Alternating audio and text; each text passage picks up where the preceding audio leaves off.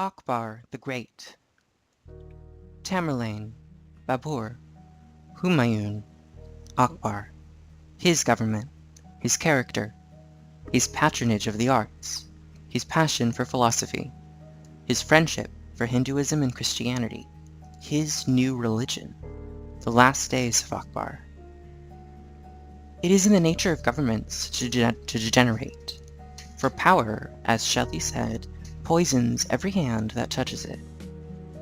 The excesses of the Delhi sultans lost them the support not only of the Hindu population, but of their Muslim followers. When fresh invasions came from the north, these sultans were defeated with the same ease with which they themselves had won India. Their first conqueror was Tamerlane himself, more properly Timur-Ilang, a Turk who had accepted Islam as an admirable weapon and had given himself a pedigree going back to Genghis Khan in order to win the support of his Mongol horde. Having attained the throne of Samarkand and feeling the need of more gold, it dawned upon him that India was still full of infidels.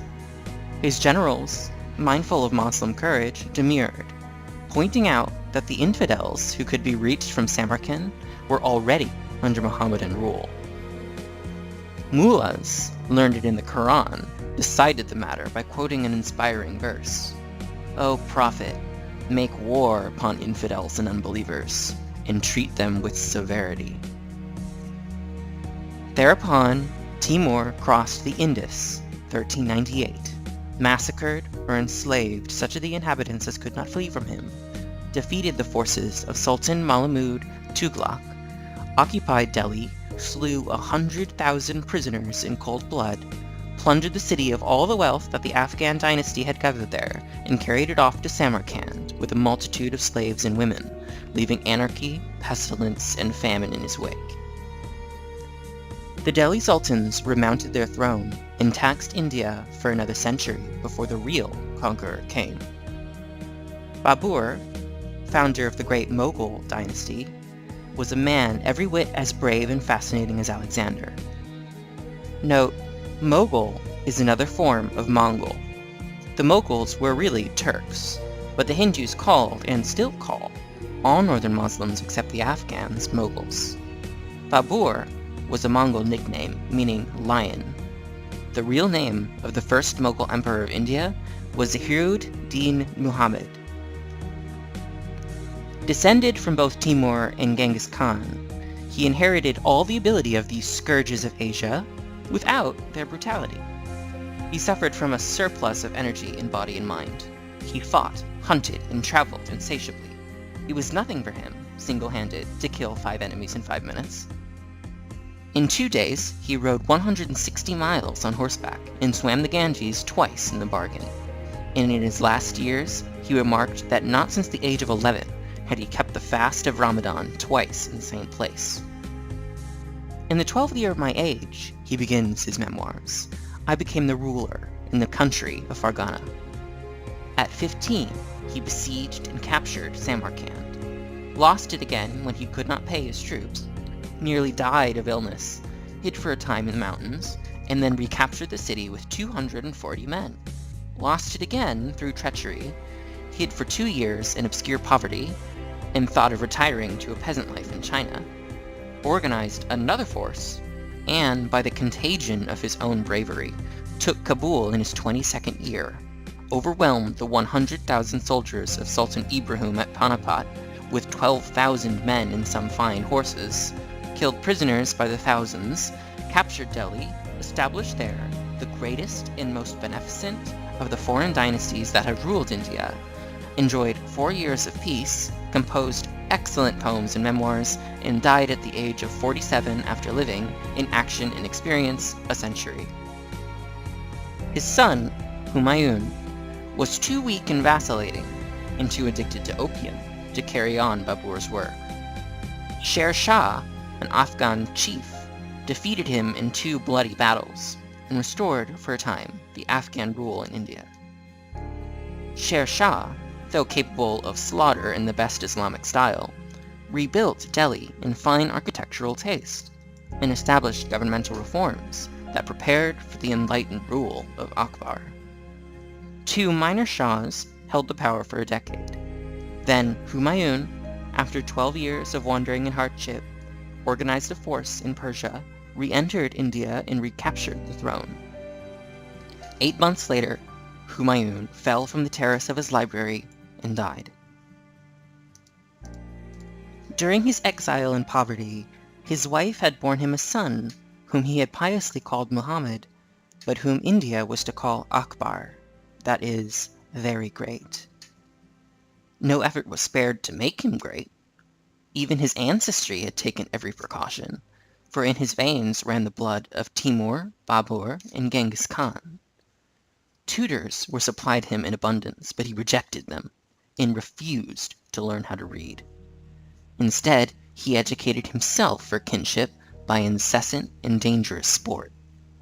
He became a perfect horseman, played polo royally, and knew the art of controlling the most ferocious elephants. He was always ready to set out on a tiger or lion hunt, to undergo any fatigue, and to face all dangers in the first person. Like a good Turk, he had no effeminate distaste for human blood. When, at the age of 14, he was invited to win the title of Ghazi, slayer of the infidel, by killing a Hindu prisoner, he cut off the man's head at once with one stroke of his scimitar. These were the barbarous beginnings of a man destined to become one of the wisest, most humane, and most cultured of all the kings known to history. Note: later, he came to recognize the value of books, and, being still unable to read, listened for hours while others read to him, often from difficult and abstruse volumes. In the end, he became an illiterate scholar, loving letters and art, and supporting them with royal largesse. At the age of 18, he took over from the regent the full direction of affairs. His dominion then extended over an eighth of India, a belt of territory some 300 miles broad, running from the northwest frontier at Multan to Benares in the east. He set out with the zeal and veracity of his grandfather to extend these borders, and by a series of ruthless wars, he made himself ruler of all Hindustan, except for the little Rajput kingdom of Mewar. Returning to Delhi, he put aside his armor and devoted himself to reorganizing the administration of the realm. His power was absolute, and all important offices, even in distant provinces, were filled by his appointment.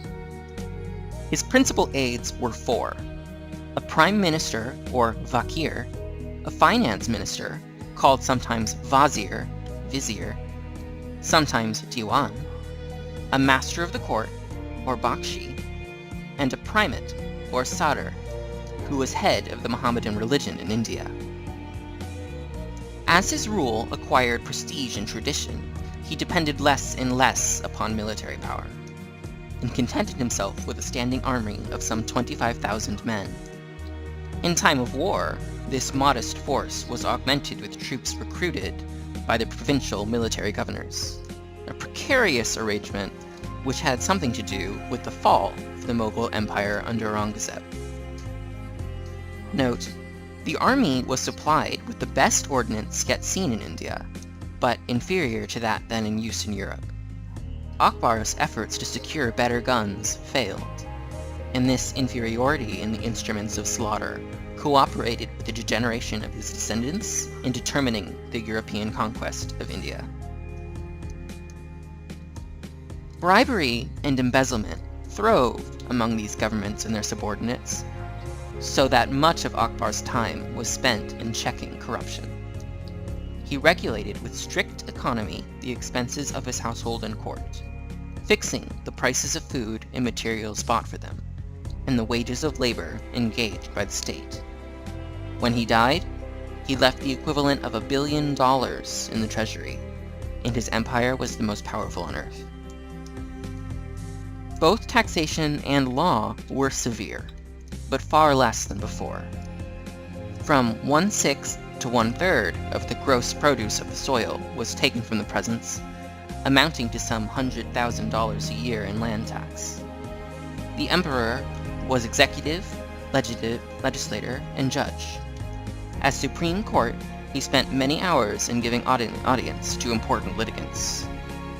His law forbade child marriage and compulsory sati, sanctioned the remarriage of widows, abolished the slavery of captives and the slaughter of animals for sacrifice, gave freedom to all religions, opened career to every talent of whatever race or creed, and removed the head tax that the Afghan rulers had placed upon all Hindus unconverted to Islam.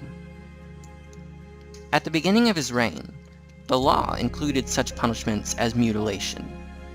At the end, it was probably the most enlightened code of any 16th century government. Every state begins with violence, and, if it becomes secure, mellows into liberty. But the strength of a ruler is often the weakness of his government. The system depended so much upon Akbar's superior qualities of mind and character that obviously it would degenerate at his death.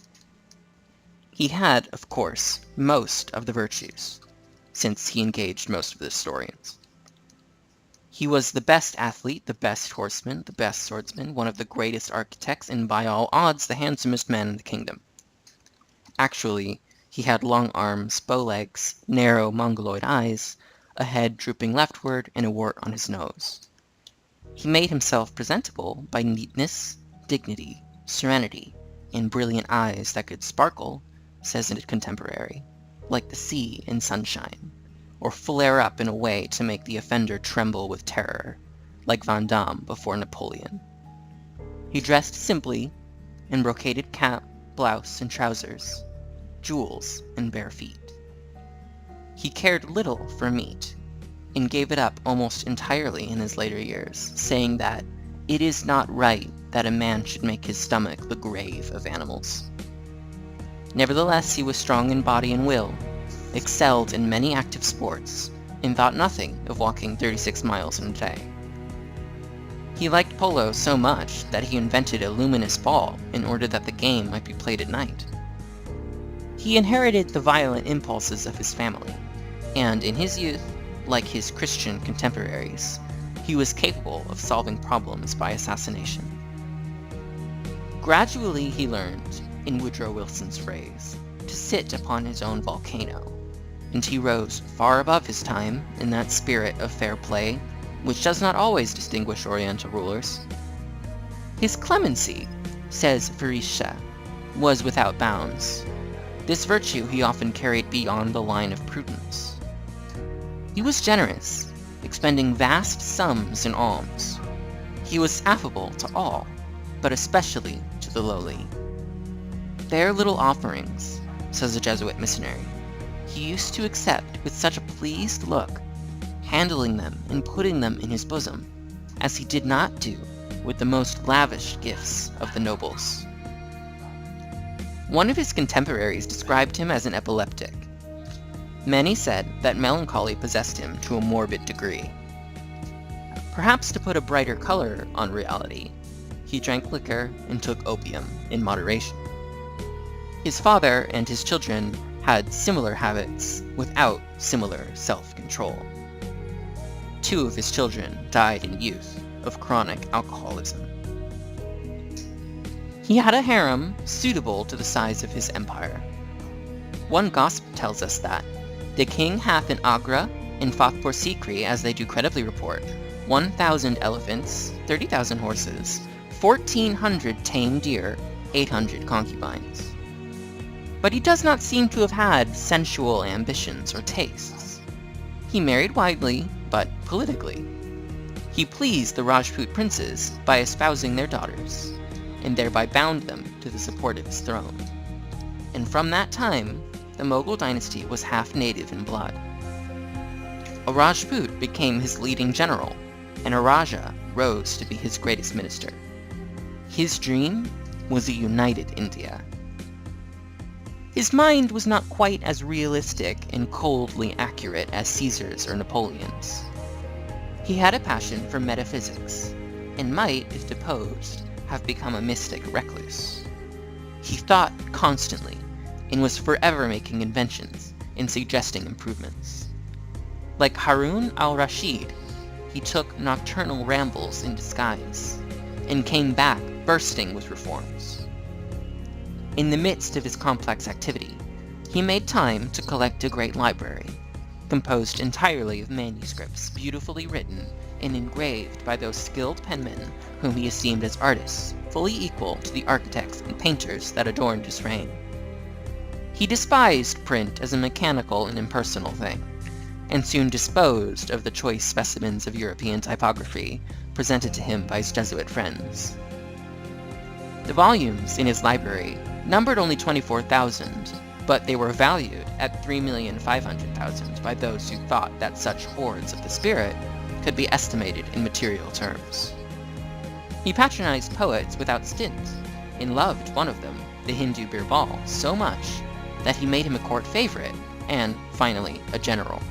Whereupon Birbal made a mess of a campaign and was slaughtered in no lyric flight.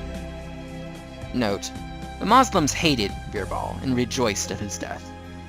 One of them, the historian Badaoni, recorded the incident with savage pleasure.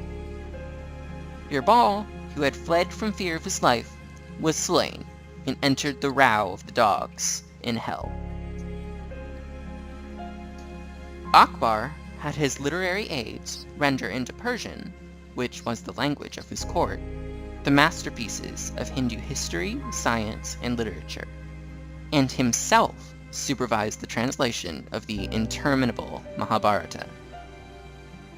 Every art flourished under his patronage and stimulation. Hindu music and poetry had now one of their greatest periods, and painting, both Hindu and Persian, reached its second zenith through his encouragement. At Agra, he directed the building of the famous fort, and within its walls erected, by proxy, 500 buildings that his contemporaries considered to be among the most beautiful in the world. They were torn down by the impetuous Shah Jahan, and can be judged only by such remnants of Akbar's architecture as the tomb of Humayun at Delhi, and the remains at Fatpur Sikri, where the mausoleum of Akbar's beloved friend, the ascetic Shaykh Salim Chishti, is among the fairest structures in India. Deeper than these interests was his penchant for speculation.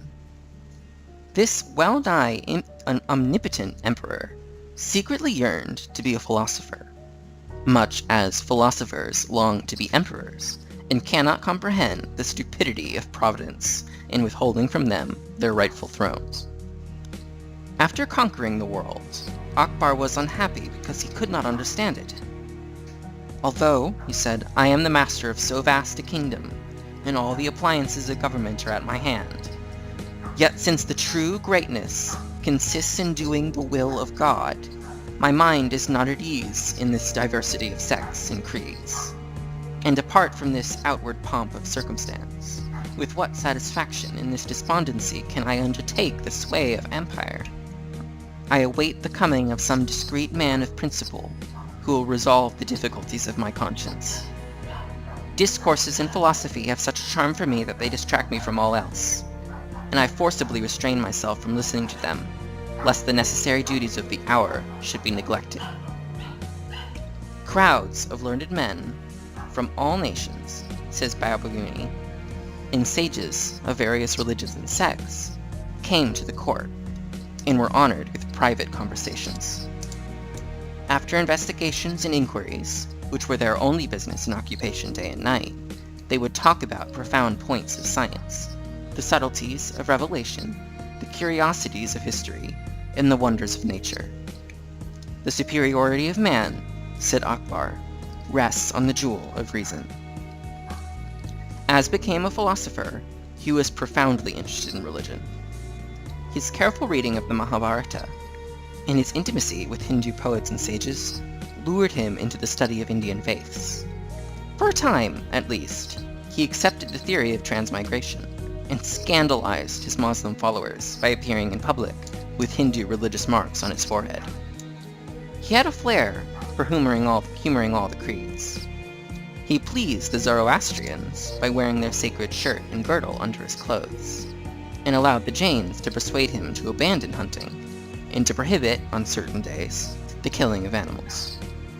When he learned of the new religion called Christianity, which had come into India with the Portuguese occupation of Goa, he dispatched a message to the Paulist missionaries there, inviting them to send 2 of their learned men to him. Later, some Jesuits came to Delhi and so interested him in Christ that he ordered his scribes to translate the New Testament. He gave the Jesuits full freedom to make converts, and allowed them to bring up one of his sons. While Catholics were murdering Protestants in France, and Protestants, under Elizabeth, were murdering Catholics in England, and the Inquisition was killing and robbing Jews in Spain, and Bruno was being burned at the stake in Italy, Akbar invited the representatives of all the religions in his empire to a conference, pledged them to peace, issued edicts of toleration for every creed and cult, and as evidence of his own neutrality, married wives from the Brahmin, Buddhist, and Mohammedan faiths. His greatest pleasure, after the fires of youth had cooled, was in the free discussion of religious beliefs. He had quite discarded the dogmas of Islam, and to such an extent that his Muslim subjects fretted under his impartial rule. This king, St. Francis Xavier reported with some exaggeration, has destroyed the false sect of Muhammad and wholly discredited it. In this city there is neither a Quran nor a mosque, and the mosques that there were have been made stables for horses and storehouses. The king took no stock in revelations, and would accept nothing that could not justify itself with philosophy and science. It was not unusual for him to gather friends and prelates of various sects together, and discuss religion with them from Thursday evening to Friday noon.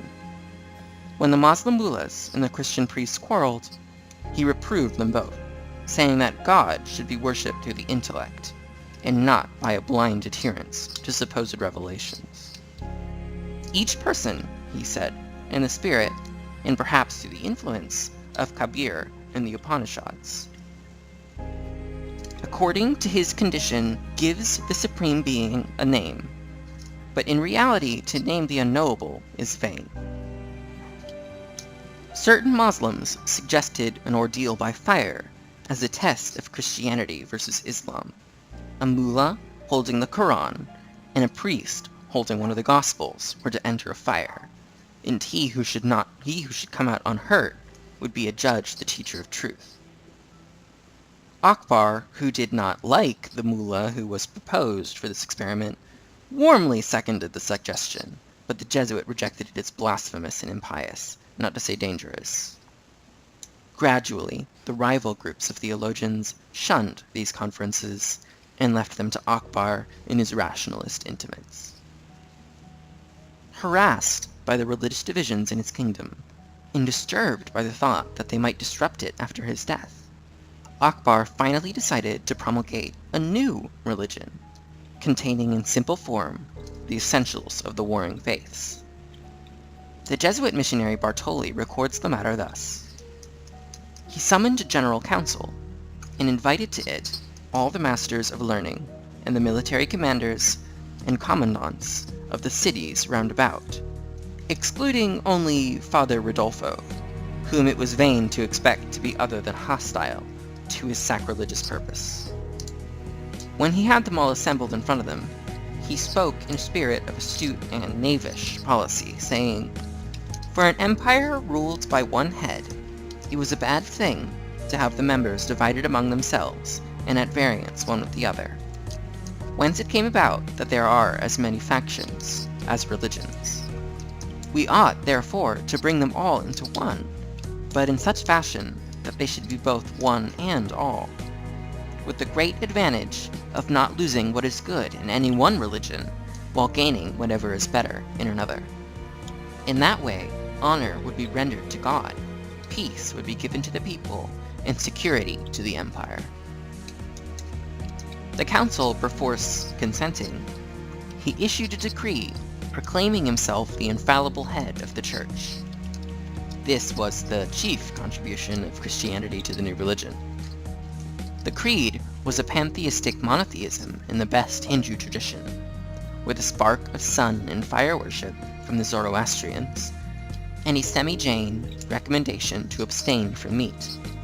The slaughter of cows was made a capital offense. Nothing could have pleased the Hindus more, or the Muslims less.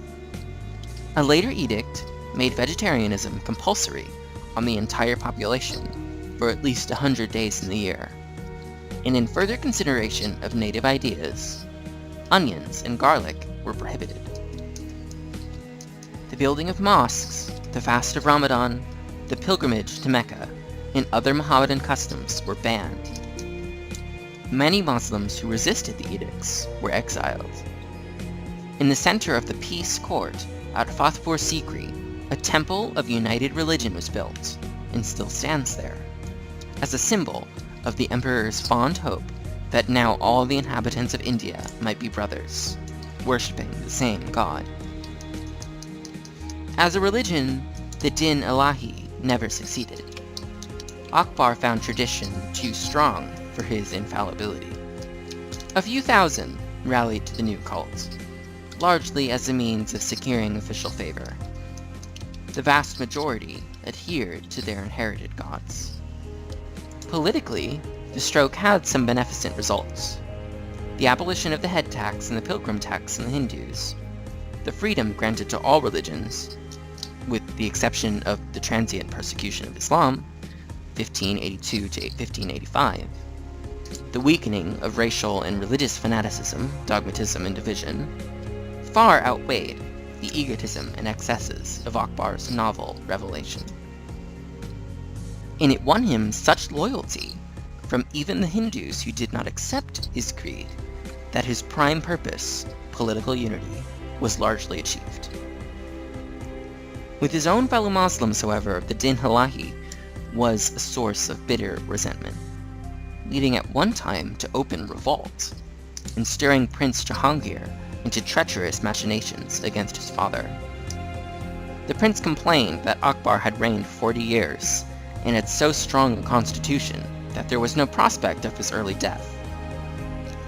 Jahangir organized an army of 30,000 horsemen, killed Abu al-Fazl, the king's court historian and dearest friend, and proclaimed himself emperor. Akbar persuaded the youth to submit and forgave him after a day. But the disloyalty of his son, added to the death of his mother and his friend, broke his spirit and left him an easy prey for the great enemy.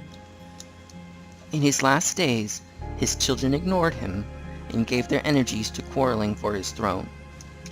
Only a few intimates were with him when he died, presumably of dysentery, perhaps of poisoning by Jahangir. Mullahs came to his deathbed to reconvert him to Islam, but they failed.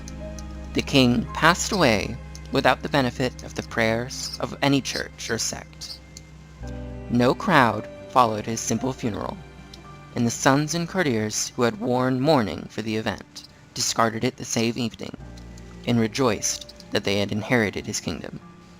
It was a bitter death for the justest and wisest ruler that Asia has ever known.